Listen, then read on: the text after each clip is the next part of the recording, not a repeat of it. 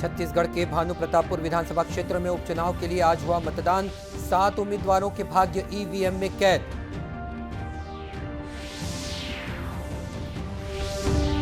अंबिकापुर के मातृ शिशु अस्पताल में 4 बच्चों की मौत। स्वास्थ्य मंत्री टीएस सिंहदेव ने अस्पताल जाकर स्थिति का लिया जायजा।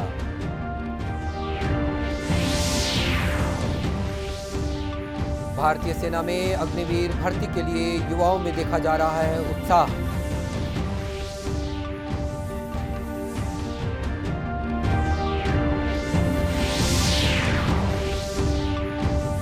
और केंद्र सरकार की one nation one ration card योजना का हितग्राहियों को मिलने लगा है लाभ।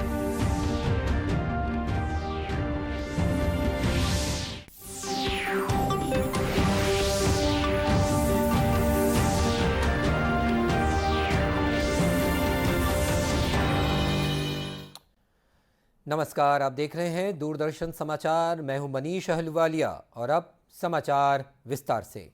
छत्तीसगढ़ के भानु प्रतापपुर विधानसभा क्षेत्र में उपचुनाव के लिए आज मतदान संपन्न हुआ। सुबह 7 बजे मतदान की शुरुआत हुई थी। मतदान दोपहर 3 बजे तक चला। सुबह से ही मतदान केंद्रों में वोट डालने के लिए मतदाताओं की कतारें दिखीं।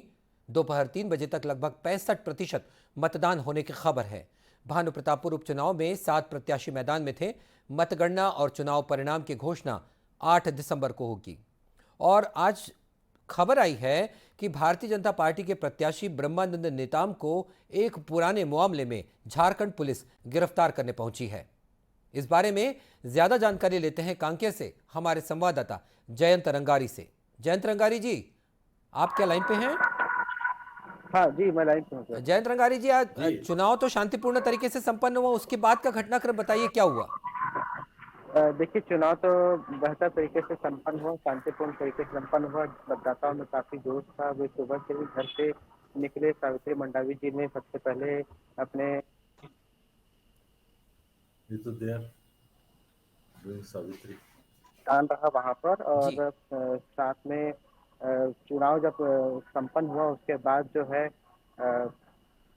जो पुलिस है, झारखंड की पुलिस जो आई हुई थी, वो वहां पर पहुंची और हाराडोला करके जो गांव है वहां पर जो प्रत्याशी थे ब्रह्मानंद नेताम, उसकी गिरफ्तारी करने के लिए पहुंची। जी। पुलिस के साथ में छत्तीसगढ़ की पुलिस भी वहां पर मौके पे मौजूद थी और ब्रह्मानंद नेताम को अपने गाड़ी में बैठा ली। जैसे ही गाड़ी पे बैठे तो कार्यकर्ताओं के द्वारा वो हंगामा वहां पर किया गया और उसके बाद कार्यकर्ताओं ने गाड़ी को पूरी तरह से घेर लिया और चक्का जाम किया, जिसके बाद वहां पर काफी तनावपूर्ण वहां पर माहौल रहा और कार्यकर्ताओं के बीच जो है मारा पीटा भी और मारपीट भी हुई वहां पे। जी। जिसके बाद जो है पुलिस ने जो है ब्रह्मानंद नेताम को वहां पर कार्यकर्ताओं को सबका वो आगे रवाना हो गया। जी, तो क्या ब्रह्मानंद नेताम को लेके झारखंड की जो पुलिस आई थी वो चली गई है, या फिर ब्रह्मानंद नेताम अभी बाहर ही हैं, या फिर अभी कांकेर में ही है?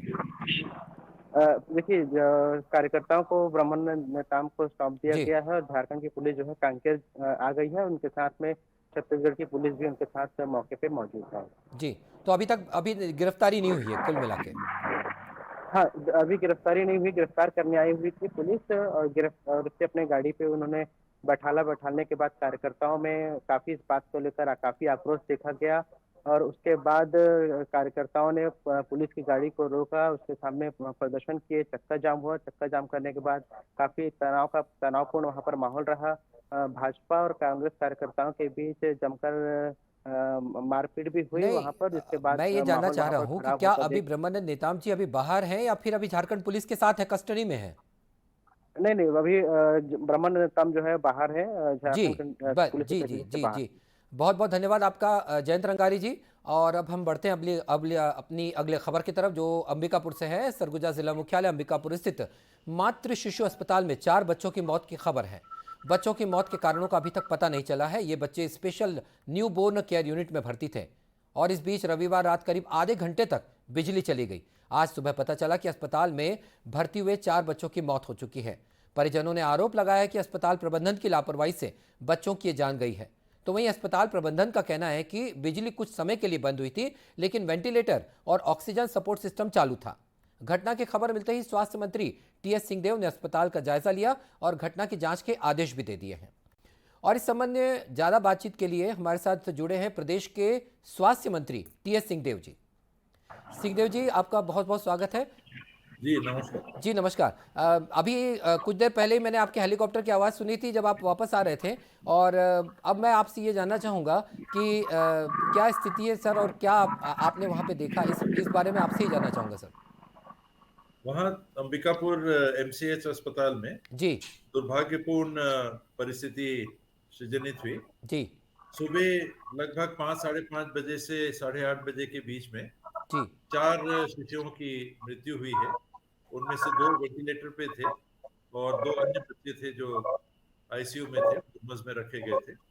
वहाँ एक जैसा आपने भी बताया, मैं अभी सुन रहा था कि बिजली गोल होने की बात हुई है और लगभग रात 1 बजे बिजली प्रभावित हुई थी और उसके पहले 11 बजे जो अस्पताल का पैनल था, विद्युत डिस्ट्रीब्यूशन का, बिजली डिस्ट्रीब्यूशन का जो पैनल रहता है, जी उसमें शॉर्ट हुआ था, उसकी मरम्मत हुई थी और 1 बजे फिर उसमें मरम्मत हुई।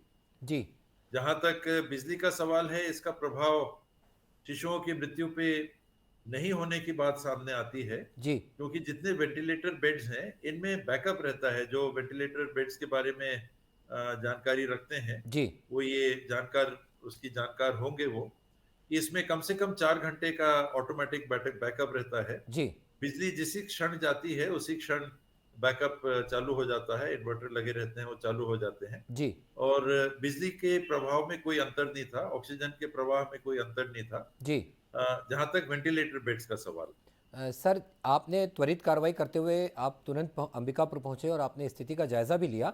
तो अब आगे इस पर आप क्या कुछ निर्णय लेने वाले हैं, या फिर क्या ऐसी कुछ बात होगी एक सर आपके? जांच कमेटी गठित कर दी गई है जी वरिष्ठ अधिकारियों की, जी और 48 घंटे में उनकी रिपोर्ट आ जानी चाहिए जी और रिपोर्ट के आधार पे फिर कार्रवाई होगी। जी मुझे जो दिखा मौके पे, प्रशासनिक कमियां में मुझे वहां पर कुछ दिखी। जी जो ड्यूटी में राउंड जिनको लेना चाहिए वो राउंड लेते हुए डॉक्टर्स लगातार नियंत्रण, जो डायरेक्शंस दिए गए हैं जी कि 3 पाली अगर 8-8 घंटे की है, जी तो उनमें क्लास 1 के ऑफिसर जो डॉक्टर के रूप में रहते हैं उनकी ड्यूटी डायरेक्टली तो नहीं लगती, जी लेकिन वार्ड में राउंड उनको लगाने के निर्देश दिए हुए हैं। जी मुझे ऐसा वो लगता है दे सर रहे कि कर रहे थे कि नहीं, जी इसमें किस प्रकार की कमी आई वो देखना है। जी नाइट ड्यूटी में जिनकी ड्यूटी लगी हुई थी, एक बच्चा वहां था, एक डॉक्टर वहां थे, और वो डॉक्टर ने काफी मेहनत की, ये सभी ने कहा, उनके प्रयासों को सराहा भी। लेकिन और लोग वहां तैनात क्यों नहीं थे? क्लास 2 के, जिनको जेआर हम कहते हैं, जी जूनियर जी जी रेजिडेंट कहते हैं, जी तो और जेआर क्यों नहीं थे? और ड्यूटी कॉल पे जो डॉक्टर्स थे जी उनको अगर बुलाया गया तो ये मौके पे पहुंचे या नहीं पहुंचे, ये सब जांच के बिंदु हैं। जी वो उनकी उपस्थिति में मृत्यु होती या नहीं होती ये एक अलग बात है, जी हाँ जी हाँ, लेकिन अगर आपकी ड्यूटी थी तो कम से कम आपको वहां रहना चाहिए रहना, था। उपस्थित रहना चाहिए था। जी, बहुत बहुत धन्यवाद सर आपका, आपने धन्यवाद। जानकारी दी, और हम उम्मीद करते हैं कि ये मामला भी बहुत जल्दी आप इस चीज़ को निर्णय पर पहुंच पाएंगे। धन्यवाद सर। बढ़ते हैं अगले खबर की तरफ। भारतीय थल सेना के लिए इन दिनों दुर्ग जिले में अग्निवीर भर्ती रैली का आयोजन किया जा रहा है। भर्ती में छत्तीसगढ़ के विभिन्न जिलों से प्रतिदिन बड़ी संख्या में युवा दुर्ग पहुंच रहे हैं। दुर्ग पहुंचने वाले युवाओं में सेना में भर्ती के लिए खासा उत्साह भी देखा जा रहा है। सेना के अधिकारियों द्वारा इन युवाओं की शारीरिक दक्षता के साथ ही उन्हें उनसे लिखित परीक्षा भी ली जा रही है। देश की सेवा के जज्बे के साथ भर्ती रैली में पहुंच रहे इन युवाओं के लिए जिला प्रशासन द्वारा इनके ठहरने और भोजन की व्यवस्था भी की गई है। सेना में भर्ती के लिए आने वाले युवाओं की माने तो वे भी सेना में भर्ती होकर देश की रक्षा में अपना योगदान देना चाहते हैं। आपको बता दें कि दुर्ग में 13 दिसंबर तक चलने वाली इस भर्ती रैली के लिए करीब 70,000 आवेदन आए हैं। और अब लेते हैं एक छोटा सा विराम।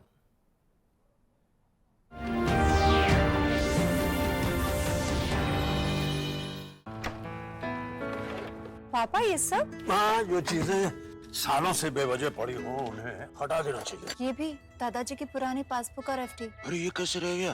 पैसे गए? नहीं, उपाय है, उपाय है। बैंक खाते को संचालित करते रहना चाहिए, वरना खाता इनऑपरेटिव हो जाता है। ऐसे में बैंक से संपर्क करें, खाता सक्रिय करवाएं और आपकी रकम जो है उसे ब्याज समेत क्लेम करें। दादू ये आरबीआई कहता है जानकार बनिए, सतर्क रहिए। सही कह रहा है। लहलहाती फसल, भरे पूरे खेत खलिहान, हर किसान का बस यही अरमान, लेकिन प्रकृति पर किसका जोर? कभी बारिश, कभी बिजली, कभी ओला, कभी सूखा, तो कभी कीट पतंग का प्रकोप कर दे नुकसान कमर तोड़। भैया खेती में तो जोखम रहता ही है, अब क्या करें? अब प्रकृति का कोनो उपाय है का? प्रकृति का तो नहीं, मगर नुकसान का उपाय है। अच्छा, हाँ, AIC से फसल बीमा। फसल बीमा? मतलब मामूली सा प्रीमियम दो और बड़ी चिंता से मुक्ति पाओ। अरे वाह! AIC से अपनी जरूरत अनुसार कोई फसल बीमा चुने, जैसे प्रधानमंत्री फसल बीमा योजना। बुआई से लेके कटाई तक प्राकृतिक आपदा से सुरक्षित रहे किसान। भरपाई हो पूरी अगर फसल का हो नुकसान, जब AIC का है साथ तो ना डर ना फिक्र की बात। Agriculture insurance company of India limited. AIC। Recharge, जल्दी रिचार्ज करा। ये क्या किया? मैच तो गया। पेमेंट कैसे करेंगे? टोकनाइज कार्ड से। टोकन? हाँ, ऑनलाइन पेमेंट के लिए RBI लाए हैं टोकनाइजेशन। एक बार कार्ड डिटेल्स, OTP, CVV डालकर टोकन जनरेट कीजिए। कार्ड भी सुरक्षित और बार बार डिटेल्स भरने की नो झंझट। वही सुविधा अधिक सुरक्षित। ऑलराउंडर हो कि मैं। RBI कहता है कि जानकार बनिए, सतर्क रहिए। लहलहाती फसल, भरे पूरे खेत खलिहान, हर किसान का बस यही अरमान। लेकिन प्रकृति पर किसका जोर? कभी बारिश, कभी बिजली, कभी ओला, कभी सूखा, तो कभी कीट पतंग का प्रकोप कर दे नुकसान कमर तोड़। भैया खेती में तो जोखम रहता ही है, अब क्या करें? अब प्रकृति का कोनो उपाय है का? प्रकृति का तो नहीं, मगर नुकसान का उपाय है। अच्छा, हाँ, AIC से फसल बीमा। फसल बीमा?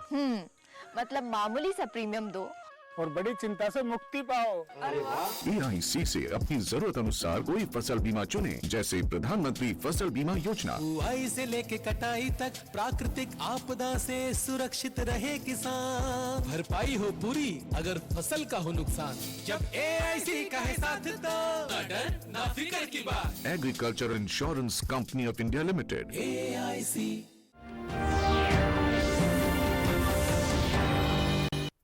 और ब्रेक के बाद एक बार फिर स्वागत है आपका दूरदर्शन समाचार में। केंद्र सरकार की महत्वाकांक्षी योजना one nation one ration card का जांजगीर चांपा जिले में बेहतर क्रियान्वयन हो रहा है और हितग्राही राशन कार्ड का लाभ भी उठा रहे हैं। प्रदेश के अन्य जिलों से जांजगीर चांपा जिले में आने वाले या मजदूरी कर रहने वाले लोगों को one nation one ration card योजना के तहत अब अपने गाँव राशन लेने नहीं जाना पड़ रहा है। योजना के तहत किसी भी राशन दुकान से उन्हें राशन मिल रहा है।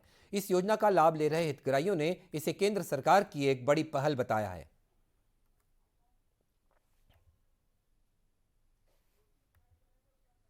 क्या वहाँ चावल ले रहा था तो वहाँ दिक्कत हो रहा था आने जाने का। मैं रहता हूँ जांजगीर में, तो इसलिए क्या जांजगीर में लेता हूँ मैं चावल। और अपना सरकार जो नियम चालू किए हैं उसमें बहुत अच्छा है। जो व्यक्ति जहाँ का है वहाँ से वहाँ चावल मिल जा रहा है, ये सुविधा अच्छी है। बिल्कुल। क्या है, हमारे यहाँ वार्ड नंबर 2 में सोसाइटी तो दिन भर खुला नहीं रहता, खाली एक टाइम खुलता है। और यहाँ ऑनलाइन सुविधा है 24 घंटा, जितने समय आओ चावल लेकर जाओ। राशन वितरक घनश्याम भोजासिया ने बताया कि one nation one ration card से हितग्राहियों को आसानी से राशन मिल रहा है और वे खुश हैं। जिला खाद्य अधिकारी कौशल साहू ने बताया कि जिले की सभी शासकीय उचित मूल्य की दुकानों में one nation one ration card योजना संचालित है। हितग्राहियों को केवल थंब मशीन में थंब देना पड़ता है, जिसका इंप्रेशन देना पड़ता है, जिसके बाद किसी भी राशन दुकान से उन्हें राशन आसानी से मिल रहा है।